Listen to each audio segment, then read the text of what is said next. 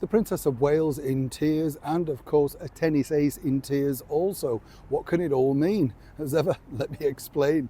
Hi, good to see you. You all right? Thank you so much for your time today. Lovely to have your company. Wimbledon's a fascinating place, when you get a chance to go. And we do know that the Princess of Wales, of course, is a major fan, along with all of her family. Earlier last week, should I say, Carol and Michael Middleton were in attendance in the Royal Box. I thought looking absolutely chipper, given what they've gone through on a personal level, and of course their own personal problems too. Whichever way you look at it, it's always nice to see people happy, isn't it?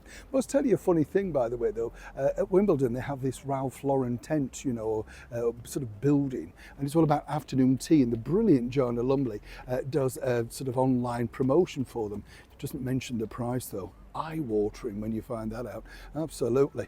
Now, one of our greatest tennis aces, as they say, and there have been many, have they not, was, of course, and remains Andy Murray. A lovely man, actually. Not necessarily a favourite with the media, because a lot of people think that he is lacking, shall we say, in that vibrant personality. When you're as talented as him on the court, does it really matter?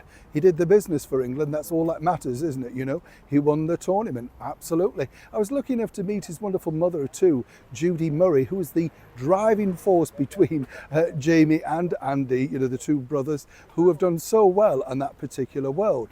Now, it's interesting because, as we now know, he's retired from playing at Wimbledon, and he was supposed to do a very final doubles match with the latest hope, of course, Emma Raducanu. And what's interesting here is that sadly she had to pull out of that particular event due to an ongoing sprain of her wrist. And that meant really that his career sort of ended, without any sort of player to play with.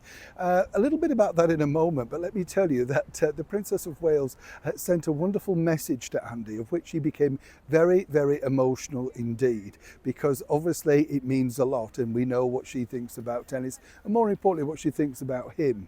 Now, what I can tell you is this, that there is a planned meeting at some point in the future, and according to that source, Catherine became quite emotional when she was doing the message, and she wanted to actually record something, but obviously was very concerned about where that might go. As one can imagine, you have to be careful even in this media world.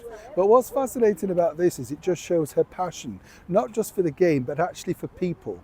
And more importantly, she wants to make sure that even though she's going through her own problems and troubles, she wanted to recognise the fact that he'd done so much for the game, and so much, of course, for Wimbledon and the All England club, and for winning for us on the world stage. Sadly, there was a bit of a backlash, I can tell you, because Emma, as I say, seemingly got in a bit of a ruck with Judy Murray about, whether she should have continued or not, because Andy very graciously rang her and said, would you like to be my partner on my very final Wimbledon? And because then he couldn't find another partner for some reason, it all went wrong. And it's really had a social media backlash. I would say that Emma is very young, trying to build her own comeback. It's her choice. Maybe she'll regret that decision in the future. But either way, it seems to have left a bit of a sad taste, shall we say, in the Wimbledon Champagne Cup. But of course, Andy Murray remains a Wimbledon champion, a hero for many, and as we've now found out, a very emotional departure for him from the Princess of Wales, Catherine.